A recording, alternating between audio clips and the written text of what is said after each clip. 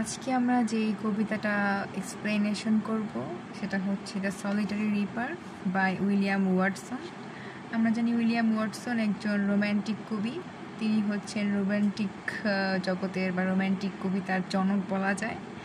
তো যে কোনো কবিতা পড়ার আগে অবশ্যই আমাদেরকে তার লাইফ সম্পর্কে, কবির লাইফস্টাইল বা লাইফ সম্পর্কে ধারণা নিয়ে নিতে হবে, ঠিক আছে? তো আর হচ্ছে ওয়াটসন হচ্ছেন প্রকৃতিপ্রেমী বলা যায়। বেশিরভাগ কবিতা উনি প্রকৃতিপ্রেমকে তুলে ধরছেন। তো এই সলিটারি রিপারও সামথিং লাইক দ্যাট, যেটা উনি প্রকৃতিপ্রেমকে তুলে ধরছেন। তো সলিটারি রিপার হচ্ছে, আমরা এটার আজকে প্রথম এটা 4টা স্ট্যান্জা আছে। তো আমি এটার প্রথম 2টা স্ট্যান্জা এক্সপ্লেন করব, আর নেক্সট ভিডিওতে বাকি 2টা স্ট্যান্জা এক্সপ্লেনেশন করব। সলিটারি রিপার, আচ্ছা, সলিটারি শব্দের অর্থ হচ্ছে একাকিত্ব বা নির্জন, আর রিপার হচ্ছে যিনি ফসল কাটেন, আবার বলা যায় যিনি হচ্ছে আমাদের মৃত্যুদূত, তাকে বলা হয় গ্রিম রিপার। এনিওয়ে, আর এটা হচ্ছে রিপার, এখানে রিপার বলতে কাটাকে বোঝানো হয়েছে, বা যিনি ফসল কাটেন। তো আমি এটার 2টা মিনিং পাইছি। একটা হচ্ছে একাকিত্ব সময়কে কাটানো, বা হচ্ছে বলা যায় যে যিনি ফসল কাটেন একাকিত্বভাবে, 2টা মিনিং বের হয়। তো কবি হয়তো বা যে কোনো একটা মিনিং অর্থে বা দুটো অর্থেই কবি যেটা লিখছে। এটার কনসেপ্ট হচ্ছে একজন মেয়ে, একজন একাকী কুমারী মেয়ে, সে পাহাড়ের উপরে একটা ফিল্ডে বা একটা মাঠে ফসল কাটতেছে, একটা ফসলের জমিতে ফসল কাটতেছে। তো আমরা জানি যে আগে তো এখনও আর কি পাহাড়ে হচ্ছে ফসল চাষ করা হয়, বিভিন্ন যারা পাহাড়ে থাকে তারা হচ্ছে সেখানে ফসল চাষ করে। তো সেরকমই একটা মেয়ে হচ্ছে ফসল চাষ করে সেখানে ফসল কাটতেছে এবং মনের সুরে একাকী গান গাইতেছে তার একাকিত্বটাকে কাটানোর জন্য। তো ওই গানটাই সে শুনে তার ভালো লাগছে, তাই সেই কবিতাটা লিখছে। এটা হচ্ছে এটার মূল কনসেপ্টটা, ঠিক আছে? তো শুরু করা যাক। আচ্ছা, আমি এখানে কবিতার মানে এখানে কিছু হিডিংস দিয়ে রাখছি যে কোন স্ট্যান্ডায় কি কি বোঝানো হয়েছে, ঠিক আছে? ভালো মানে সুবিধার জন্য আমি এটা দিয়ে রাখছি। ওকে, তো শুরু করা যাক। Behold her single in the field, আমি তাকে behold her single in the field, yon solitary highland lass, reaping and singing by herself. আচ্ছা, কবিতা আমি পুরো লাইন বাই লাইন এক্সপ্লেনেশন করতে গেলে এটা আসলে মিলে না, মানে এটা ভাইবটা ম্যাচ হয় না আর কি। তো আমি আমার নিজের মতো করে এক্সপ্লেন করব। ধরা যায় যে 3 লাইন করে এক্সপ্লেনেশন করবো, যাতে এটা পুরোপুরি অর্থটা মিনিংফুল হয়। এখানে যে ইয়ন আছে, এটার অর্থ হচ্ছে দ্যাট। এটা ইংলিশ সাহিত্যের ভাষাটা ইউজ করা হয়েছে, বা ইংলিশ সাহিত্যের সময় দ্যাট যেরকমভাবে উচ্চারণ করা হতো বা যেভাবে জানা হতো সেটা এখানে ইউজ করা হয়েছে।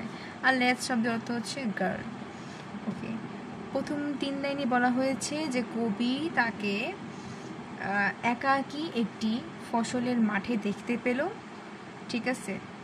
Behold her single in the field, yon solitary highland lass, reaping and singing by herself, যে কিনা একা একই ফসল কাটছে এবং গান গাইছে।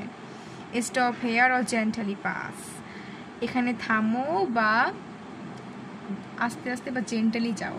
এখানে এই লাইনটা কবি বলেছেন পথচারীদের, মানে আশেপাশে যারা পাজারবাই ছিল এই মেয়েটার আশেপাশে, তাদেরকে বলেছেন কবি যে তোমরা থামো বা আস্তে আস্তে যাও। এটা কিন্তু ইমেজারি বলছে, এটা কিন্তু উনি সরাসরি বলেন, এটা উনি মনে মনে বলতেছে।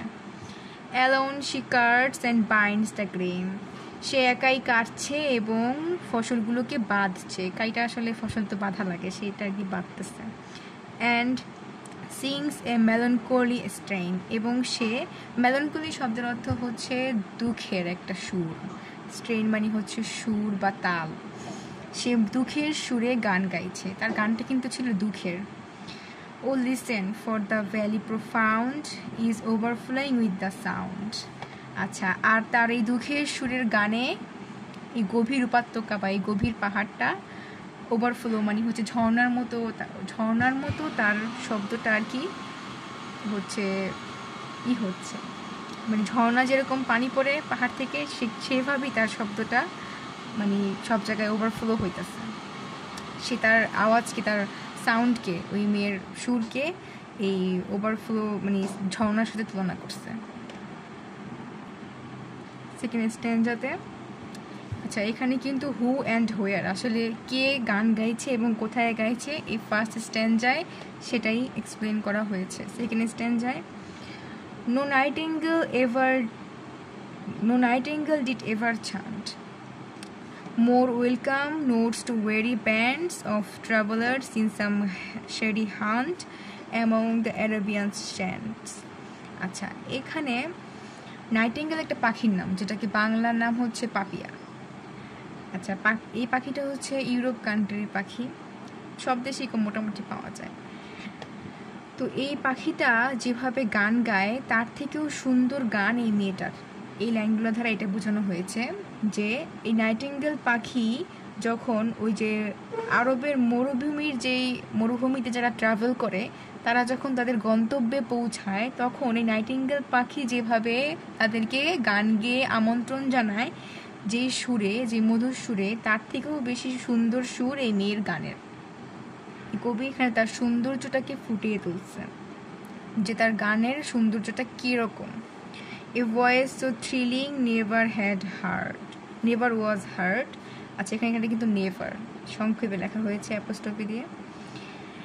In spring time from the কুকু বার্ড, তার ভয়েস এতটাই রোমাঞ্চকর যে এত রোমাঞ্চকর ভয়েস কখনো স্প্রিংয়ে বা বসন্তকালের ঘুঘু পাখিও এত সুন্দর গান গাইতে পারে না। এখানে তিনি দুইটা পাখির তুলনা করছে, একটা নাইটিঙ্গেল, একটা হচ্ছে ঘুঘু পাখি, কুকু বার্ড। যে নাইটিঙ্গেল পাখি স্প্রিং টাইমে যেরকমভাবে গান করে তার থেকেও সুন্দর গান সে করছে, তার থেকেও বেশি রোমাঞ্চকর। থ্রিলিং শব্দের অর্থ হচ্ছে রোমাঞ্চকর। Breaking the silence of the seas among the farthest Hebrides. আচ্ছা হারব্রিডস হচ্ছে দুটো আইল্যান্ড, ঠিক আছে, দুটো আইল্যান্ডের কথা বলা হয়েছে। দুইটা আইল্যান্ডের মাঝখানে হচ্ছে একটা সাগর আছে। ওই সাগরের যে একটা নিস্তব্ধতা সেটাকেও ব্রেক করে ফেলে তার সাউন্ড, ঠিক আছে। এত সুন্দর সাউন্ড ওই মেয়েটার আর কি, সে এখানে ওই মেয়েটার সাউন্ড বা তার ভয়েসের যে একটা প্রশংসা সেটাই ফুটিয়ে তুলতে চাইছে।